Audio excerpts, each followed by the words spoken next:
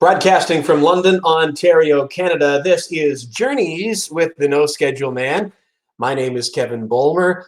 Welcome. We are here to celebrate and share our true selves and stories. We've got a great story, definitely worth celebrating here today, with Natalie White, the owner and operator of Cafezia Coffee.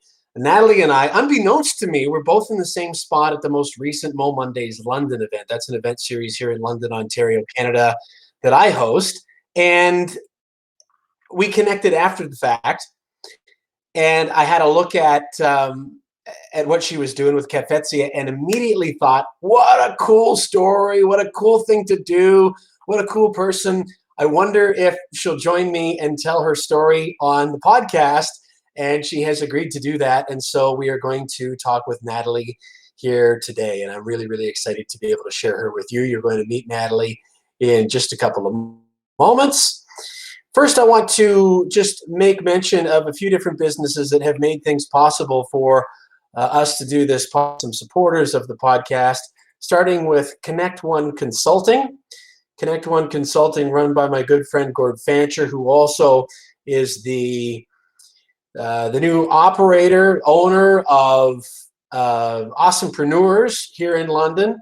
I'm really proud to be the marketing coach for Awesomepreneurs, which is a chance for people in a small business of all kinds to get together and meet, greet, and grow their businesses. So for an opportunity to expand your professional network, grow your business, find a new career, develop a support group, maybe be more active in your community, visit Gord at connectoneconsulting.com. Thanks to Laura at Diamond and Gold Treasures. Diamond and Gold Treasures offers some of the finest jewelry in the area, also offering jewelry repair, custom design, and layaway. You can find out more about Laura at diamondsgold.com. Now, if you're just listening to the audio of this podcast, Diamonds Gold is with a Z in between diamond and gold. diamondzgold.com, or if you can see it on the screen, just please go there. Also, I always recommend to have a look at what Laura's doing on her social media pages, because she's a great example to the rest of us of just being herself and trying new things, different events, videos of her observations and her adventures in developing her business. Laura's terrific, and I know that you'll feel the same way, so please do look her up. Also, the time that I'm recording this, Natalie and I are getting ready to chat. It is wintertime here in Ontario, Canada. It actually felt like spring for a couple of days, but not anymore. We're recording this on February 28th. So a lot of people are going to be thinking, no, I got to get out of here. I got to go somewhere sunny. My recommendation to you, if that is you, is to connect with the beautiful woman that you see on the screen right now. If you're watching the video, Susan Aluk from Travel Agents in Action. You can reach her at foreverpreciousmemories.ca. Or you can also find her on Facebook. I link her in all of the podcast episodes, along with the other supporters of this podcast. Something else I want to mention about Susan, in addition to being a fully TICO certified travel agent, so she can take care of any of your destination needs and get you on an escape or weddings, that kind of thing. She's also certified in special needs and is an autism travel professional as well. So if you or anyone that you know has any of those kinds of things as a consideration before leaving home, give Susan a call. She'll really be able to make things smooth and enjoyable for you. Always appreciate Brett Lucier at Provincial Glass and Mirror. They're a professional full-service glass company owned and operated in southwestern Ontario, operating right here out of London, Ontario, Canada. You can hear Brett's story back in episode 87 of this podcast when he joined me, and you can learn more about how Provincial Glass and Mirror can help your home or company by visiting provincialglass.com. Somebody else that I've really been fortunate to connect with is Carol Trickett. You can see some videos of Carol, as well as Laura, who I mentioned from Diamond and Gold Treasures. You can see some videos of them on my Facebook page, facebook.com/NoScheduleMan, where we just do little kind of chats, not full length like what we're doing here with this podcast, but just 2 or 3 minutes on a certain subject. For instance, the last one at the time of this podcast that we put out with Carol and myself was about how she's from the East Coast of Canada. So there are some people that I've come to know that are also from that neck of the woods, who are very passionate about it, who relate to people from that part of Canada. That's where Carol is from. So she talks a little bit about some of the differences of being there to being here in London, Ontario, Canada. But I encourage you to reach out to Carol. She provides insurance and investments for Canadians and newcomers to Canada.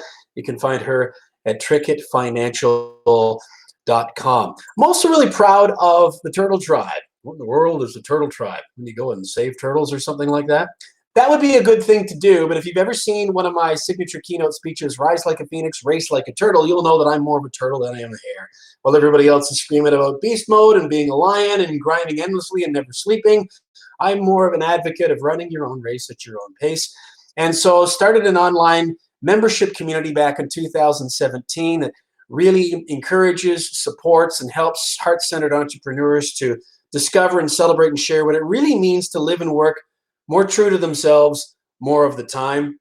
We focus on matters related to mindset and marketing messaging, but there are literally daily tips, hints, interviews, videos, all kinds of things. And if you want to join me there in that global online coaching community, and we literally have people in there from all over the world, I think you really like it. If you relate to these kinds of conversations, you can find out if it's right for you and join us if you like at theturtletribe.com. And either way, just slow down and run your own race would be my example.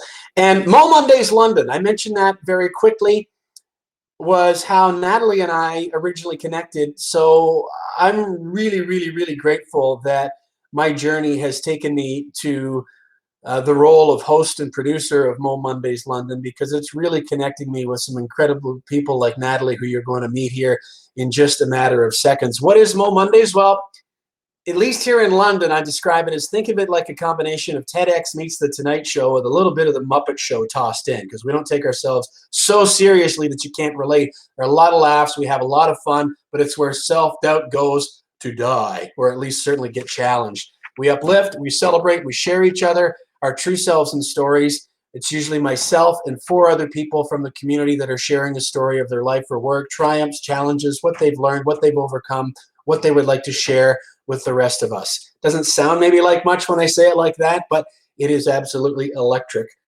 when it works, and it works most of the time. You can learn more at momondays.com/London.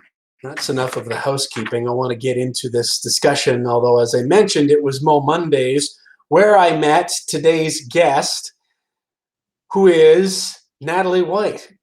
And I'm clicking around here. I was just saying to Natalie, this is my first day with the new interface of this software that I use to do the live video of the podcast. How does it look like I'm doing so far, Natalie? I think it's great. Looks great. Everything's super smooth. Yeah. Yeah. All right. Well, I'm thrilled that we've got this far. I'm looking over at the stream on my laptop. It seems like everything's going okay.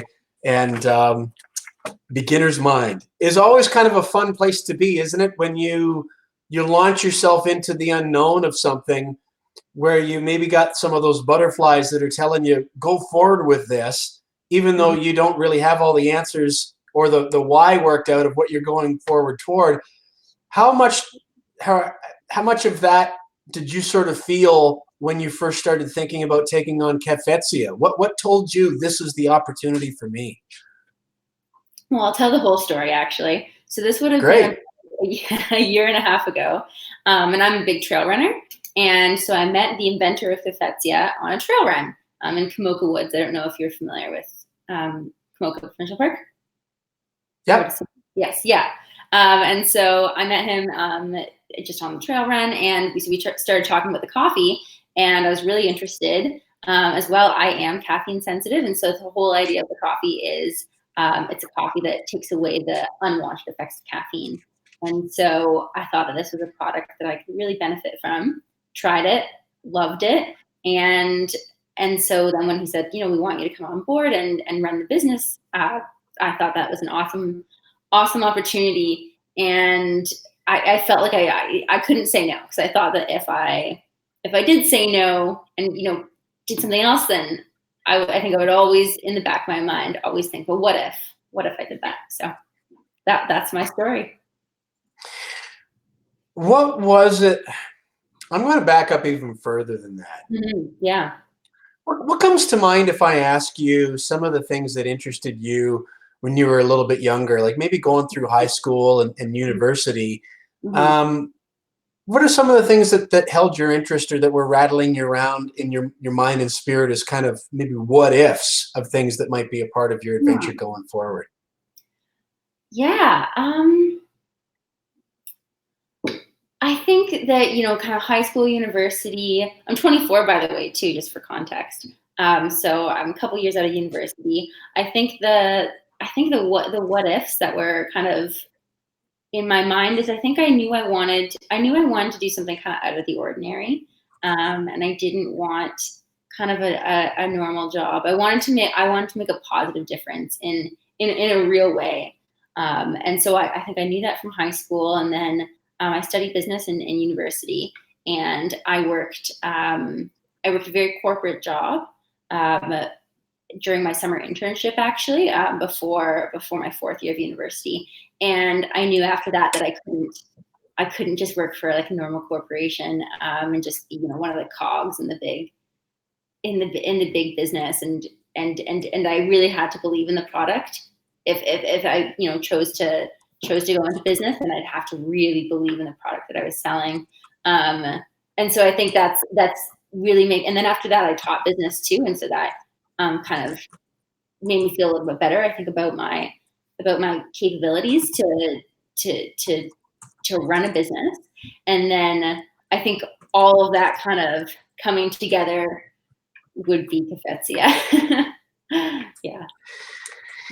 You just shared a whole bunch of things that it took me until I was into my late 30s, early 40s to realize about the description of being a cog on a wheel and understanding yourself, Yeah. um, who you are. And also, I think what I heard from you, Natalie, is you're outlining a lot of who you are not as well. And I feel like there's a high level of self-awareness in what you've shared. Where do you think that comes from? Maybe I'll just leave it there. Like, how did you get to be such a sort of self-aware, dynamic woman? Well, thank you. That's a nice compliment. What a great question. I'm really trying to think about this one. I don't know. I think it might be a very inherent kind of an inherent trait about me that I think probably has always been with me. And um, I think I always just naturally am a very reflective person. And I really kind of put a lot of thought and really a lot of like value into what I do. And so maybe that I think maybe that would be it. But yeah, I'm sorry, that's not a very good answer, but that's really genetics. I don't know. No, the nice thing about things like this is that there is no such thing as a wrong answer. Yeah. But Mhm.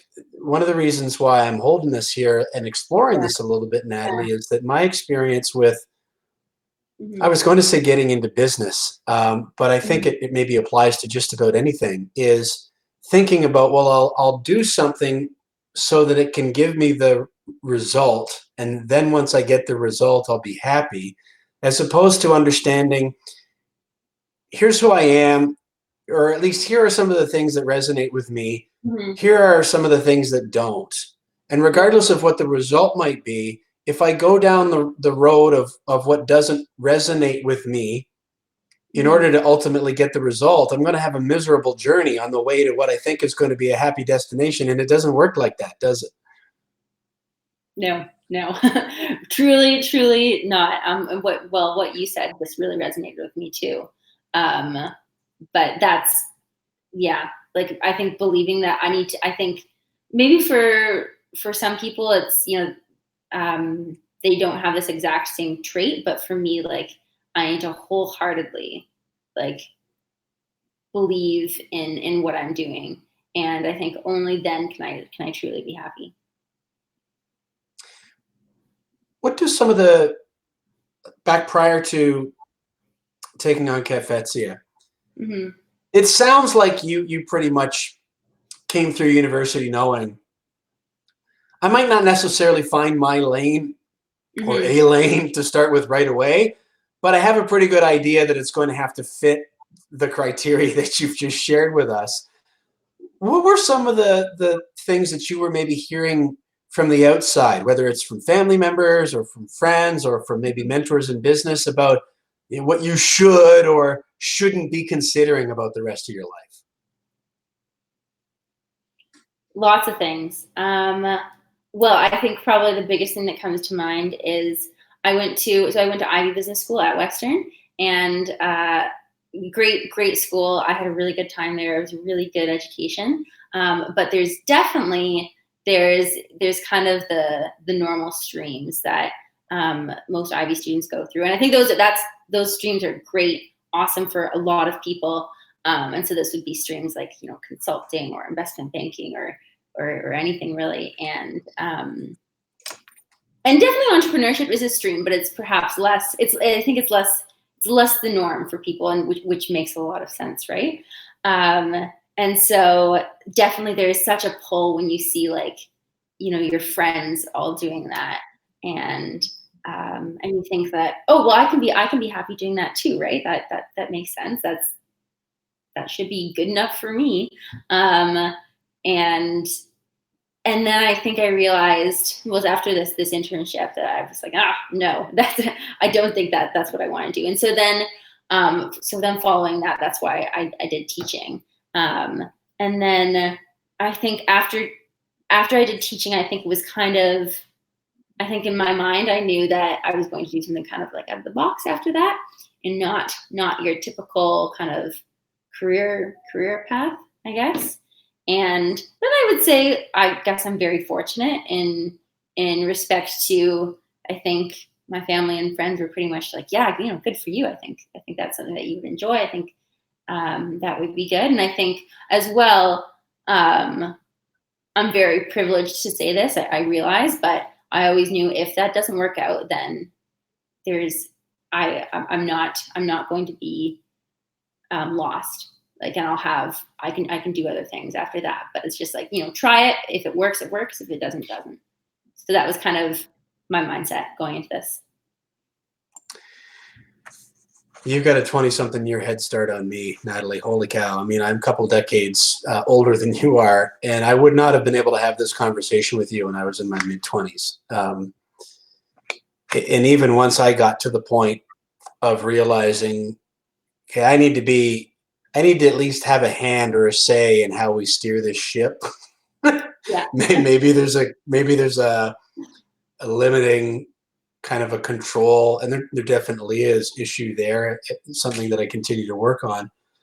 But even then, I think for me, I was still focused more on we'll sort of back engineer. I've got to get this to where it can be making money and then getting these kinds of dividends, and then I'll be happy. So how are we going to do that? And we literally created whole businesses out of that, as opposed to thinking about what kind of life I wanted to live, and then putting it together that way. Which how fair is it to say that almost more is sort of the approach that you've taken? It's just like, what kind of life do I want to live? How does that look and feel? And now let's see what matches. How fair is that?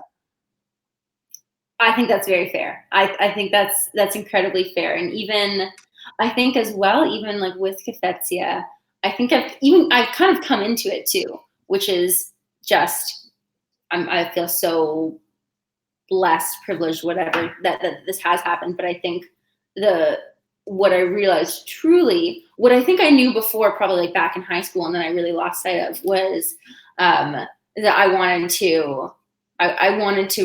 very environmentally, kind of socially, those are causes that I care deeply about. And so that's what I thought I wanted to do originally, and then totally lost track of that. And then now with Cafezia, I think that's the part that I enjoy the most about it, is that I do think that I'm really trying as much as possible. Well, me and the others running Cafezia too, we're really trying to make a positive difference, with the environment. like putting planet and people before profit. So I think that's something that is like integral to this. Roughly. What are some of the things that you had in mind that could give some context to what you were just saying about really being passionate about something related to the environment, social issues, those kinds of things, and thinking, I'm paraphrasing your words here now, but thinking that might represent the path that you wanted to go, and then ultimately finding, well, that might not be where I am right now after all. Can you give me some examples? And so just so I understand, so the question is, has there ever been like moments when I feel that, I'm not, what I'm doing is not representing my beliefs in terms of like, the environmental, social, and sustainable aspect? That's the question. I didn't mean that so much as where what I thought I heard you say was that you were feeling that your interest in the environment and in social issues was going to be, that was kind of going to define what you did professionally. And then you thought, well, maybe not so much, maybe it's more an element of what I do. And I'll tell you why I'm asking the question is because I feel like a lot of us don't give ourselves enough room to explore and to try and look into things and then be open that what ultimately we find is a good fit for us may in fact look or feel or be a little different than what we originally have sort of come up with or are thinking in our mind. So I'm just wondering if there's an example or two, if at all, of you maybe exploring that path of thinking, well, I know I'm passionate about the environment, for instance. Right, yeah. So I'll make something like this my career, but then investigating it a little bit and going, oh, well, maybe not. Maybe I'll take another look. What comes to mind? I have to say, I think that because this is kind of going out of business school. This is something that I was thinking about too. And I think what comes to mind is just when you think about like the companies that I was thinking of working for. So these would be, I was kind of thinking the CPG or consumer packaged goods route. So these would be big companies like like PepsiCo would be one that actually they offered me a job going out of school to work in marketing. Or there's other CPGs too. And I worked for a CPG. That was my internship that I was talking about too. Actually, it was Unilever. And so they own a number of different the Dove brand, the like ice cream, Hellmann's mayonnaise, that kind of thing. And I mean, I think I will say that with a lot of the CPGs, they the big thing is they're saying that they're environmentally minded, they're socially conscious, and I think that sometimes, and I do believe that that's what they want to do, but I think sometimes it's hard for massive companies to get there. And so I realized while working at Unilever actually that I think there was almost a bit of false advertising, and that's not to say that anything that they're doing or that's going on there is bad, but it's just, I think it's harder for that to sometimes for that to actually happen. And so this works out perfectly for me now that I'm doing my own thing, because that I think that's the best way to really kind of put forth my values. See, there again, you're, in my opinion, Natalie, delivering a masterclass in self-awareness. And just, I mean, you can turn around a tugboat or a speedboat a lot quicker than you can a battleship. And not to say that all these big corporations are all primed for battle, but but the bigger and the more people in policy that are involved, it doesn't mean that the intentions aren't good, as you noted, but it can be tougher to turn. So again, I'm hearing that you recognize I want to be able to make those turns, and I want to be able.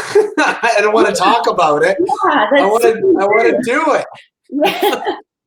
Yeah, that's exactly. And then, and just so we're clear, no, like I think the companies, they are trying, and that's great that they're trying, but I think it's just, it's just small versus large. That kind of comes down to that.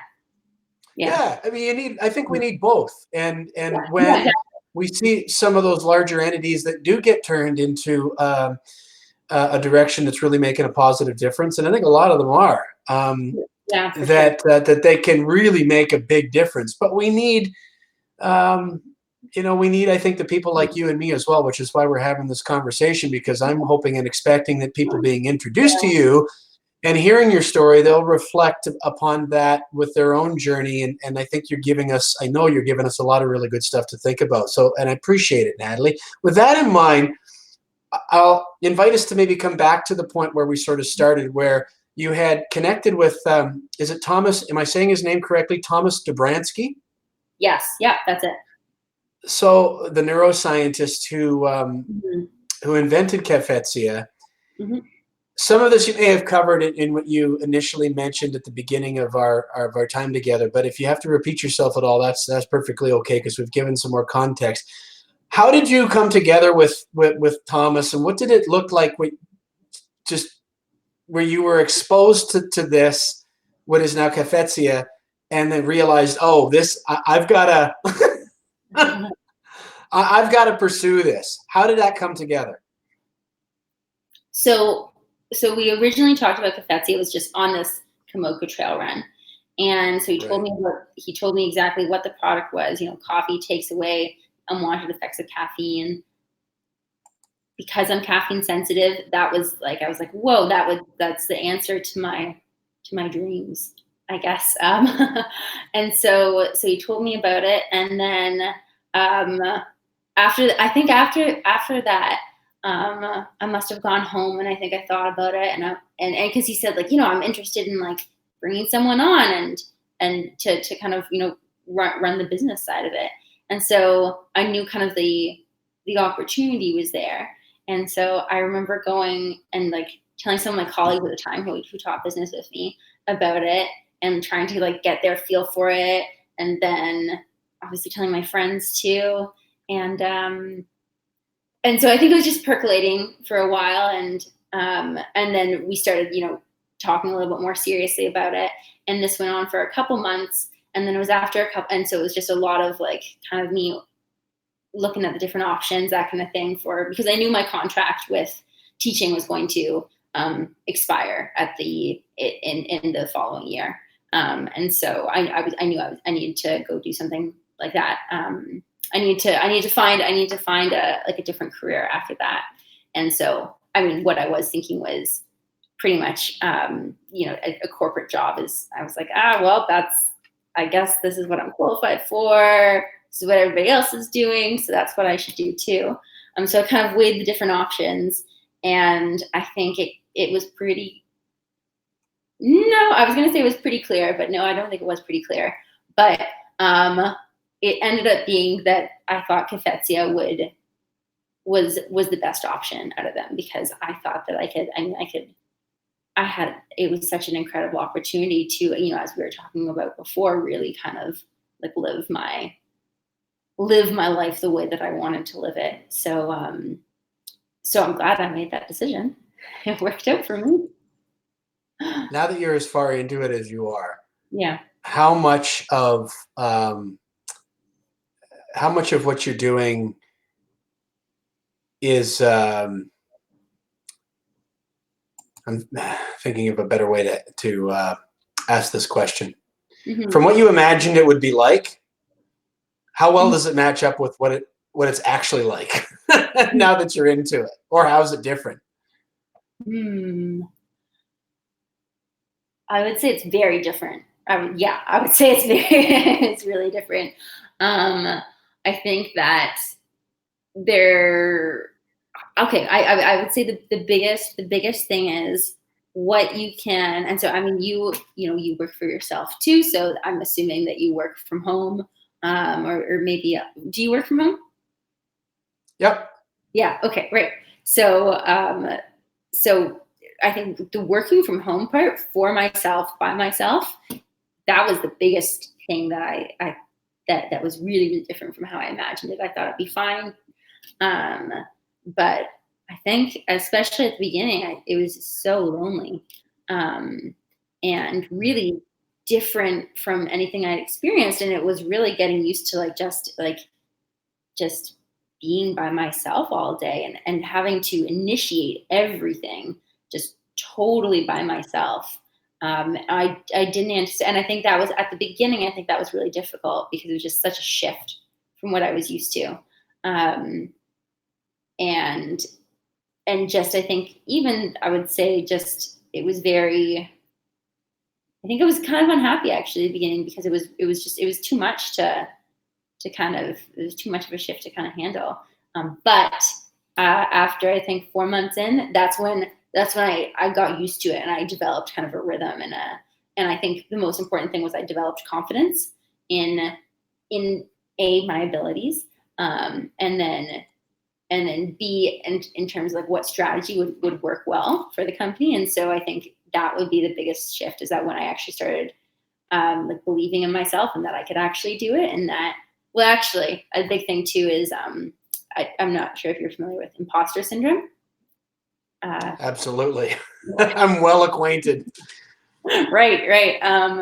So I would say that the imposter syndrome was a big part of, I mean, that's something that I think I've had in every job that I've been in, but that was probably the strongest in this job because, you're like, I can't run a business by myself. That's not something I can do. But then once I kicked that, kicked that habit, then I was, then that's when things was a little bit smoother sailing, let's say.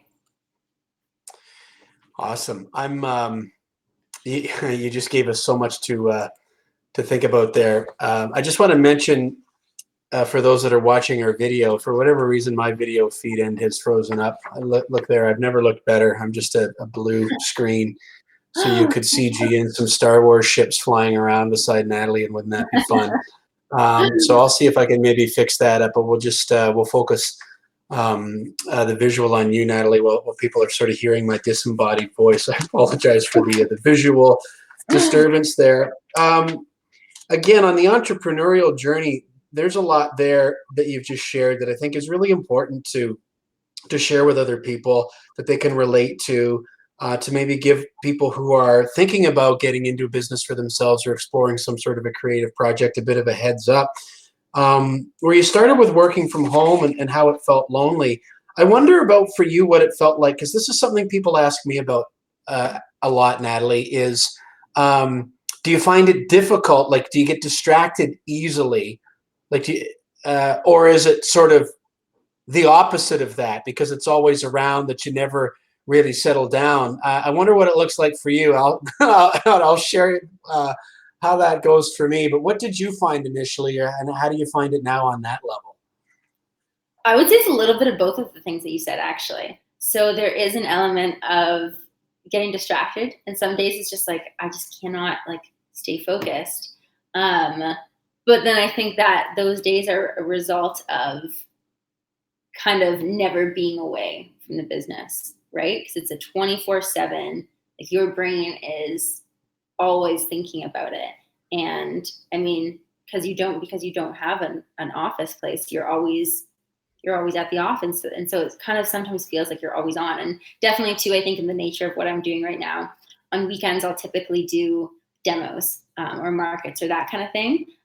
So I'm almost always working on a Saturday, and then even on on a Sunday, there's always emails coming in, and when you're in sales, it's like when an email comes in, you gotta respond to it as quickly as possible. So I'm always doing a little bit on Sundays too, and then in the evenings. And so you're putting in a bunch of time just all the time. And so I think that can get kind of, there can be burnout, right? And so I think as a result of that, then some days it's just like, you have your tasks that you want to do, but you just cannot focus on any of them.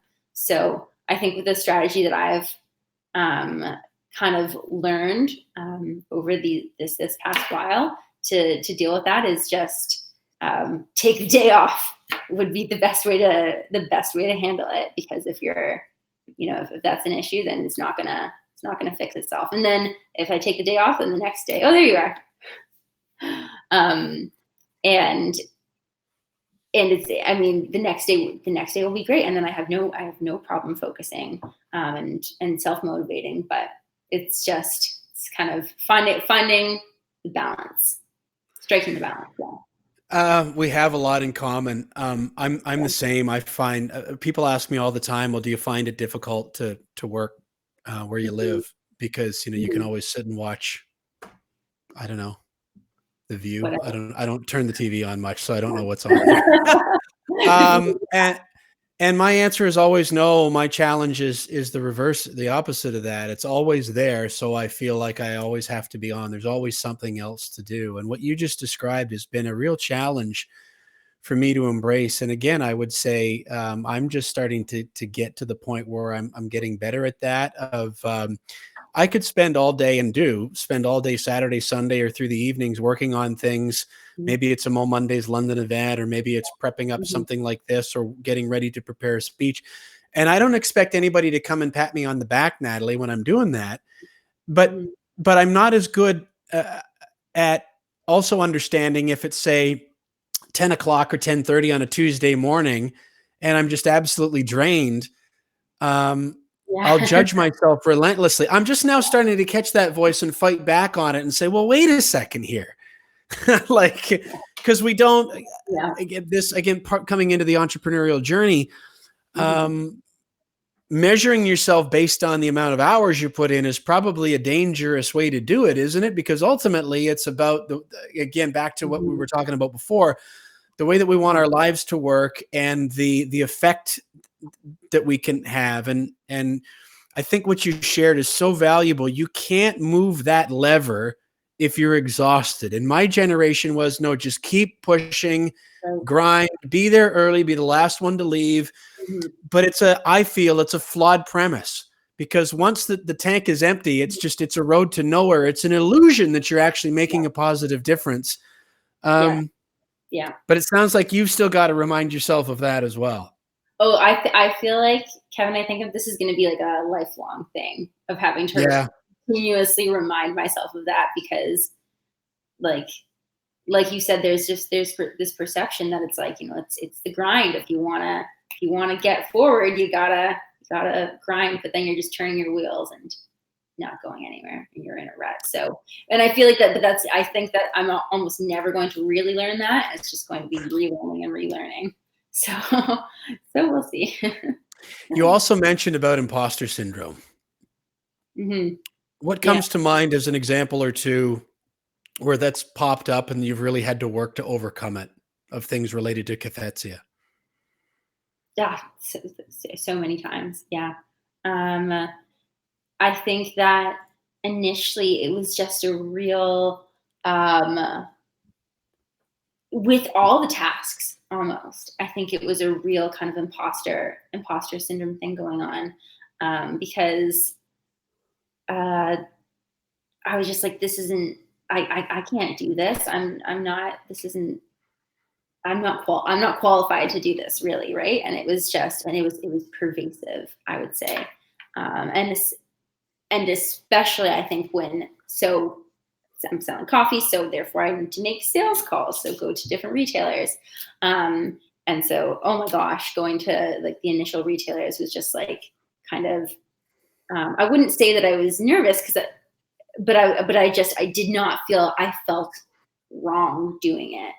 And I was like, oh, and especially when it worked, and when they decided, when they're like, oh yeah, we'd love to bring you on, then it was like, oh my gosh, they're going to bring me on, it's not going to sell on their shelves, and then they'll have paid me this money, and that they'll have wasted their money, and luckily that hasn't happened, but I think it was, so for those like first several months, it was a continuous kind of, that was all the self-talk that was happening. But I kicked it, so. To be clear, again, for the benefit of people watching and listening, if that's you, I want you to really consider this here. Now, you're talking about these voices jumping in and telling you that you couldn't, or that it was wrong, or after you'd already made the decision to be brave enough to jump into this, correct? Yes, correct. Yeah. So it's, again, you know, um,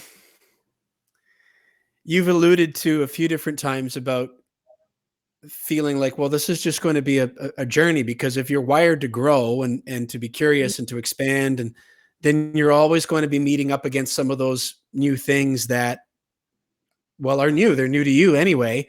Mhm. And to sort of always be on that edge of whether people want to call it our comfort zone or just beginner's mind, or feeling Mhm. um, maybe a little bit of a lack of confidence because you don't have that experience and knowledge yet.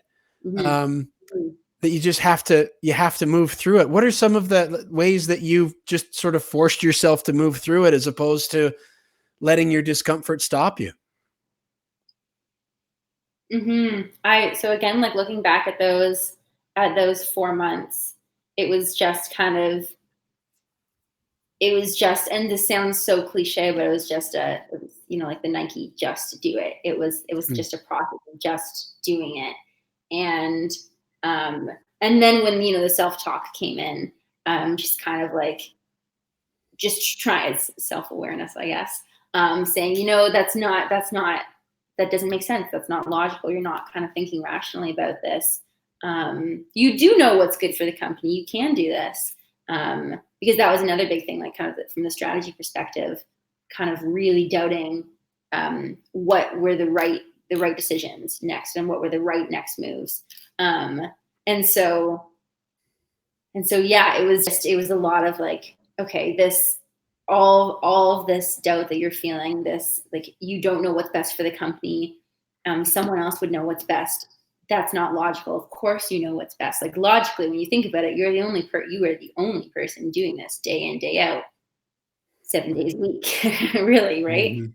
So it was just trying to kind of like think through the doubt logically, and then kind of like just pushing it away.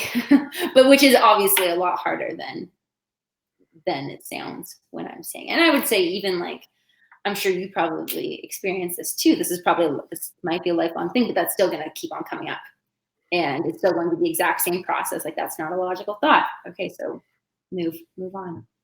Oh, you've seen me take the stage at Mo Mondays. Yeah, yeah, you were great. Uh, well, thank you.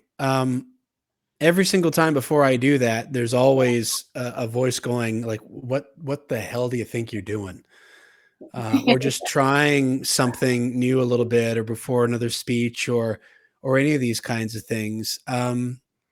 But as you've noted, I do find that if and this is why there's such a great through line to everything I think that you're sharing with us here, Natalie, is why I think that sense of purpose, I think, is a bit of an overused word, but doing something that aligns with your values and who you really are, and ultimately what's important to you, is so crucial, because without that, it's going to be really difficult for us to move through those times of discomfort. Yeah, yeah, that's You true. know, because if I don't, Mhm. I'm just going to stay stuck, and then the imposter syndrome will win, and I'll always wonder what, and then I'll have to go back to just whatever it was that I've already committed to myself isn't Yeah. necessarily who I am. Um, Mhm. you've already talked about, you've given some examples of sales calls, going to retailers, things like that. What, Mhm. if anything, are some examples of other things about just getting a business up and running, and making it making it exist, let Yeah. alone keeping it going? What were some of the things that stand out in your mind as things that initially seem like, oh my gosh, how am I ever going to overcome these challenges? Maybe in addition to calling on retailers. Yeah, I was kind of laughing as you were saying that, because it's the little things that sound really silly when you're saying it like this, but that for some reason seem like big hurdles, like even just like the website. So the website, actually, there was a website that existed before I came on board, but I had to make updates to it. And the first time that I was making updates, it sounds so silly, but it was just like so much worry over the exact wording that I was putting on the website. Um, Mhm. and just because that was all the self-talk, like, oh no, you don't know how to write this well, or whatever. um And now it's no problem. Now I can make updates to the website. I'm like, yeah, this is fine. You know, maybe the wording is not perfect, but it's good. It's good enough. And you're the most qualified person to do this too. So that was a big one at the beginning. And then social media, I think that's definitely a big one too, because on my personal page, I never was very active. And so initially starting the social media accounts was like, oh God, I don't know how to do this. I'm not an Instagram influencer or anything like that. I can't take pictures. And that was a while of getting used to, actually. And again, it was just doing it. And because it's, what's it called? It's habit therapy or something like that. Reinforcement therapy might be the correct word for it. I don't know. I'm in therapy, and this is the word I've heard my therapist use. But it's just the repetition of these small tasks, and that's when it becomes. Once you do it enough, it just becomes a habit, and it's a lot easier, I think.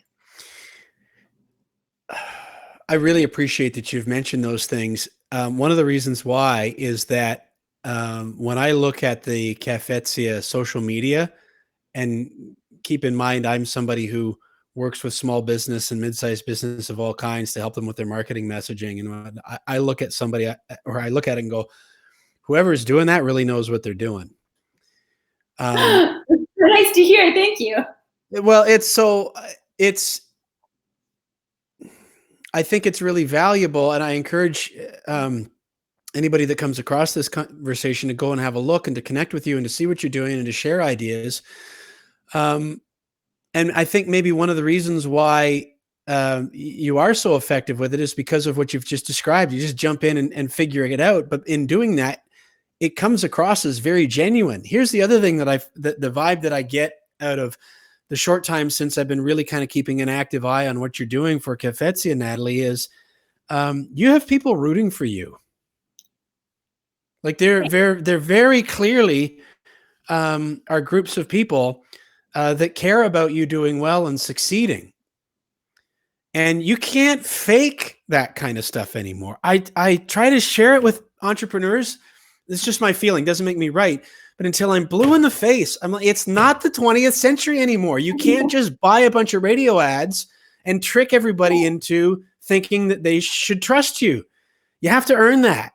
Emotional connection, you have to earn. Yeah. And I think you've got it. I look at the post that you put on, and it seems like you focus more of that effort toward Cafezia than you do yourself. Is that fair? Yes. Yeah. Oh, for sure. Yeah. But therefore your personality bleeds through into how you're representing the company. That's the greatest compliment that you can give me. So thank you. But I agree. That's a big learning point. Even like, this isn't the 20th century anymore. There's a real kind of heart to business now, I think is a big point that I've learned. Yeah. Yeah. The connection thing. I'm looking around at this new interface that I'm trying to work on to see if there's a way that I can put something onto the screen. Text on screen. This is the real live. Add a crawler. That's what I'm going to click on. What's the, so Instagram is what? Is it at Cafezia or Cafezia Coffee? At Cafezia Coffee is Instagram. Is that your favorite platform? Yes. Yeah, I think so. I think it's the platform that there's a good feedback loop, I think, on Instagram. I don't know what your experience has been. Let me see if I can get this working here so that people can see it. Sure. Oh, yeah, I see it. Did I spell it correctly? Yes. Yeah. Or you missed going. Yes. What's that? Or you missed one E on the end of coffee. So just add the E, and that's it. It's Cafezia Coffee. That's what happens when you start typing things when you're supposed to be interviewing somebody and it's crawling as opposed to just staying static. So let me try this one. I say let me. Nobody's stopping me. I'm going to try this one. I don't know why I have that slash in there. I don't need that. Let's see if that corrects itself. Okay, this is live video and there. Okay, so what I would like you to do when you come across this video is to go and type that into your Instagram and connect with Natalie. And also, if you just type Cafezia into the search certainly on Facebook and LinkedIn, I congratulate you for being active on LinkedIn as well. It doesn't seem to matter how much Gary Vee talks about the organic reach on LinkedIn. I see people commenting on his stuff. Oh yeah, you're so smart. And then they never do anything about it. But you are. You've got a great LinkedIn profile and feed for Cafezia. Let's talk about Cafezia. You've mentioned a little bit about it. Here's something I wanted to ask you since before we started this. Is you mentioned that you're caffeine sensitive. Yeah. So I'm wondering what that really means to give people an idea. And so they might not necessarily know that they're caffeine sensitive, but when they hear you describe it, maybe they'll go, whoa, I'm caffeine sensitive. Like, for instance, what would happen if I asked you to like guzzle a Red Bull or a Monster Energy, just some sort of like caffeinated sugar? How would you react to that? I think I might just like pass out. I don't know. I've definitely never chugged Red Bull before. But I think I might just shut down. Caffeine sensitivity in general would be jitters. So just that kind of like feeling of nervousness, maybe like racing thoughts, head spinning, quickened heart rate, shakiness, headaches, indigestion would be a big one too. Obviously a huge one is, and most people do experience this, but insomnia. So if you drink coffee later in the day, then not getting to sleep at night. Tons of different things. So that would all be like the caffeine sensitivity. Another one too that's pretty important is, for example, I have anxiety. So that means that I'm just like super hyper all the time. And so with caffeine, it just kind of takes me over the edge. And then I get the real serious jitters. So what's nice about Cafezia is that if you have anxiety or if you have any other sort of sensitivities that I listed, Cafezia does not have those same effects. It significantly reduces those effects, and that's because of the herbs and the power of the herbs that we add to it. Just give you like a less harsh energy boost. So the energy actually feels calming and just really focused and really good. Were you a coffee drinker, like even just in the mornings before you came across Cafezia? Not every day because of the caffeine sensitivity. I would have it rather frequently, but not every day because I already have so much energy, don't need it anymore. So, but now I'm definitely a regular coffee drinker. Yeah. You shared earlier about how you were on the trail run where you met Thomas, the inventor of Cafezia. So right away, there's a good start because you're involved in an activity that's important to you and that adds to the healthy lifestyle of both of you. But how did that how did it come about, like, of just, oh, hey, I invented this thing? I mean, you're talking about a neuroscientist, right? That's a whole other discussion all on its own. That would be really interesting to have. Of that even coming up and getting to the point where I'm imagining, Natalie, correct me if I'm wrong, that there must have been at some point some here, try this and then see what you think. Like, how did that come about? There was. So after he gave me the coffee, so he gave me a bag of coffee, and I think that night I was having some friends over. So I brewed the coffee, and so typically I can't have regular coffee after noon, because then there's no way that I'm getting to sleep at night. And so this was after dinner, and I think I had like 2 or 3 cups of it actually, which generally I was really like going big or going home kind of thing, because generally that I'd be done for the night. And I got the energy boost, but I wasn't super wired. And so it took me through the rest of the night. But then when I wanted to get to sleep, I got to sleep no problem. And I was like, whoa, this is the real deal. So that was my experience with it. Wow. So we've talked about caffeine sensitivity, but you could even be somebody like myself who long ago got into the habit of reaching for a coffee is the first thing that he does to start the day. I don't drink it all day long, Mhm. but yeah, as my sweetheart will tell you, and I have really invested myself, Natalie, into trying to be more of a morning person. But as she will tell you, it's a more pleasant experience to be around me if you can get a little bit of caffeinated beverage into me. Um, um, but it sounds like with the energy boost and the clarity, that there would be a real advantage to exploring something like Cafezia, so that you could still, if you didn't want to completely abandon that habit or routine of, because I look forward to it. I get up and then I go and I grab a cup of coffee and then usually sit with a book for a bit and Yeah. journal a little bit and whatever else.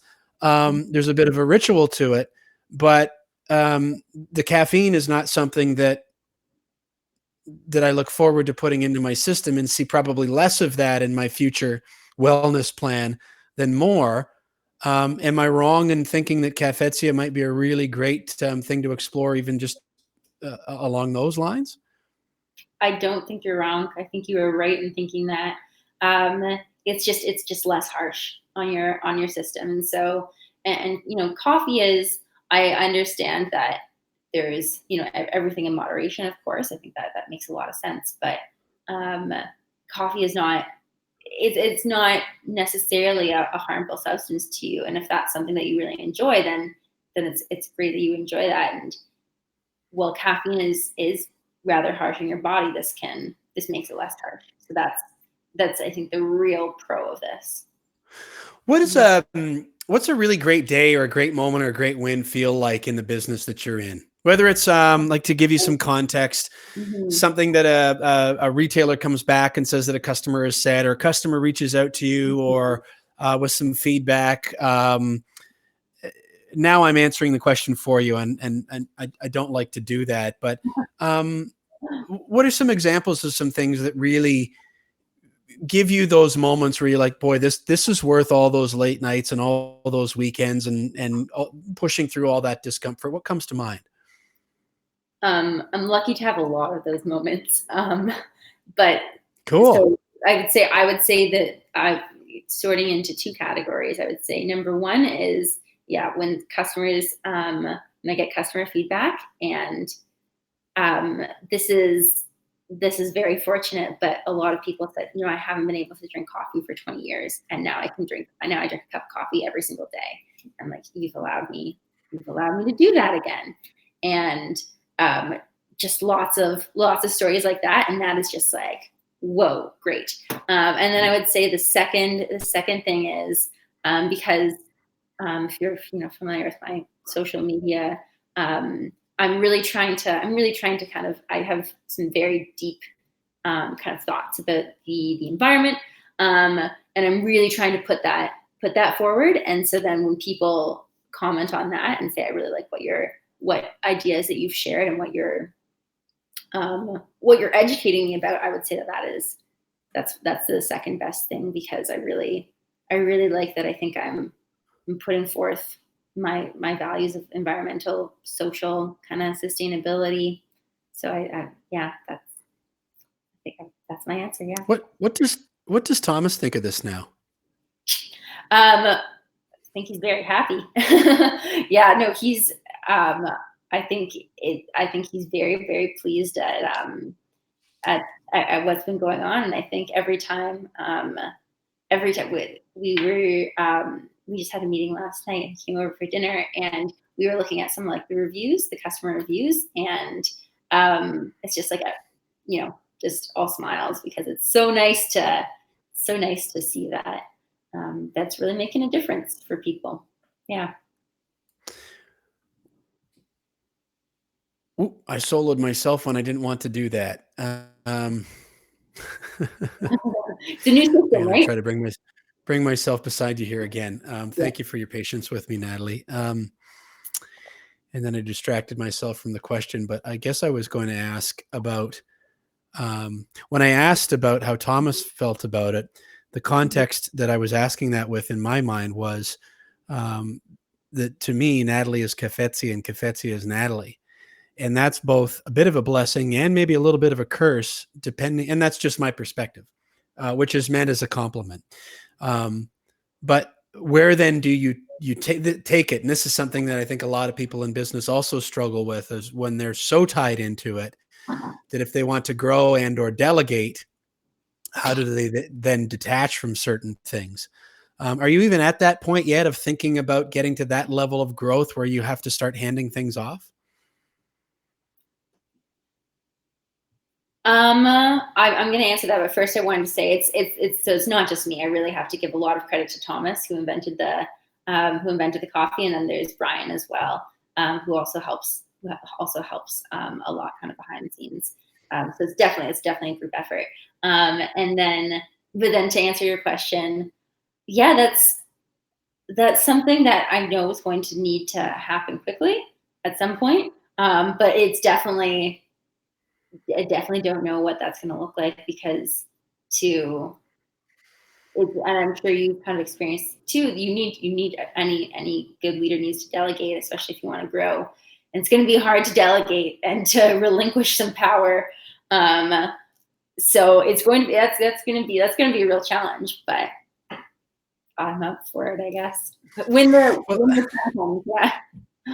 That comes back, I think, Natalie, doesn't it, to the idea of, you said, if you want to grow, not everybody does. And that's perfectly cool. Yeah. And that's something that I think that you want to understand about yourself before you start trying to. Mm-hmm. I do. And I realize that there are certain things, even with this podcast, there are a lot of the things that I do that I have to be the one to do, but there are a lot of other things that go on behind the scenes late into the evening and whatever else that really somebody else should be doing. And in order to grow it, I'm going to have to get better at handing some of these things off. But I mean, ultimately, how much have you thought about what you would like to see Cafezia be? Because we're talking about London, Ontario, and the surrounding area, at least at the time of this recording. Maybe somebody is coming across this 10 years into the future and is like, duh, dummy, can't you see it's on every corner? I don't know, who knows? You don't know, but how much have you even thought about that, about what might lie ahead? Well, that's definitely on our radars. One thing to note too is it's pretty neat, but so Thomas, he's originally from Slovakia, and he's got a business partner in Slovakia, and so it is in Slovakia and Italy right now. It's picking up speed there too, so it's cool that we're kind of across the pond. But I think it's for us, for our goals, we do want to grow because it's a really cool product, and it'd be great to expose more people to it. So fingers crossed that will come about. But I think that, and probably as you've experienced too, I think having patience to know that that's going to take time. You really need to build a good foundation before that growth happens, for it to really work. I always want to be somewhat careful with a question like that.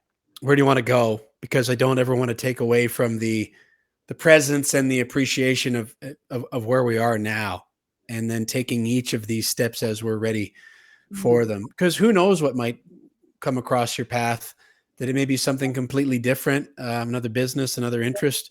Who knows? But I hope each of us will ask those questions of ourselves and see what comes. But it's so cool to see what you're doing, to connect with you.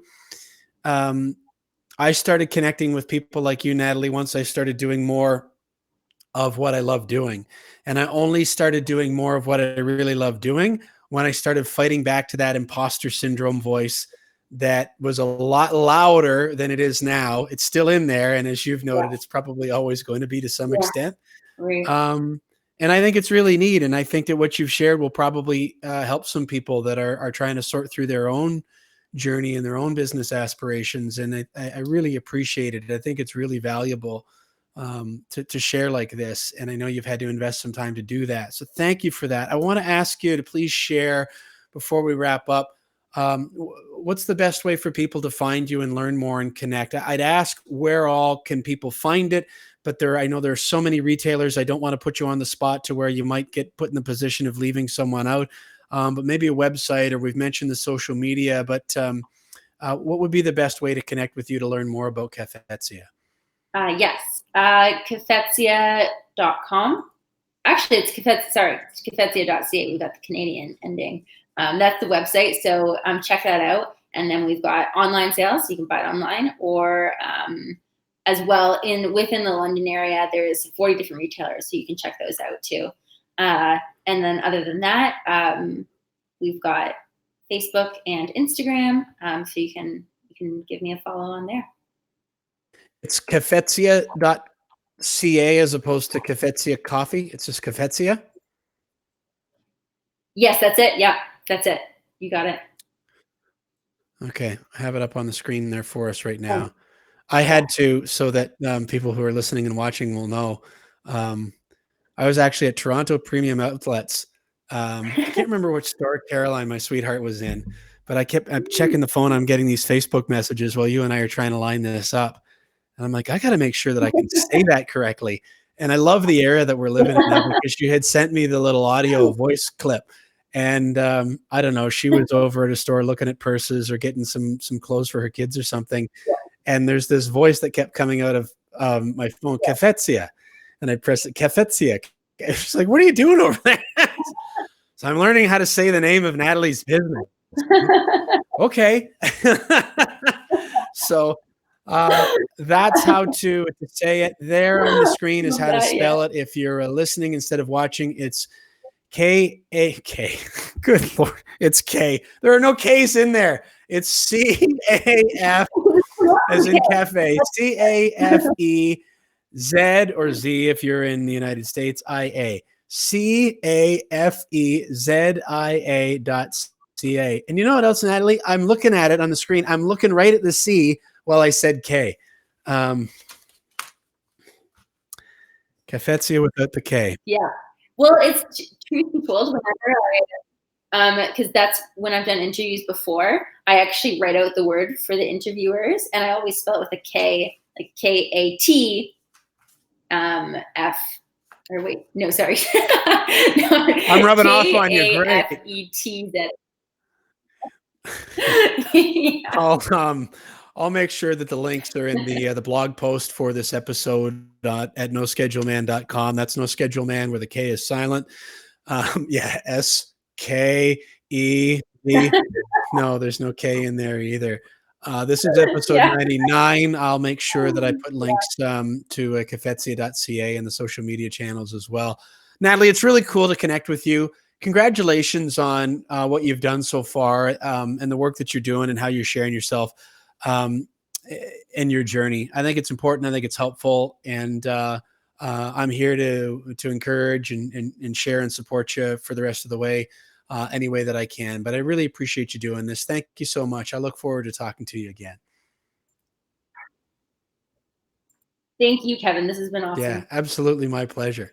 That's Natalie White. Natalie is the owner-operator of Cafezia Coffee, which you can find at retailers all around the London, Ontario area and online, as she mentioned. My encouragement to you would be to go to the website at cafezia.ca, and you can learn everything that you need to know about Cafezia there, in addition to what Natalie has shared with us here in episode 99 of Journeys with the No Schedule Man. I've still got Cafezia up there, which is great, but also want you to be able to see about Diamond and Gold Treasures, Trickett Financial, momondays London, Provincial Glass and Mirror, Connect One Consulting, and Travel Agents in Action.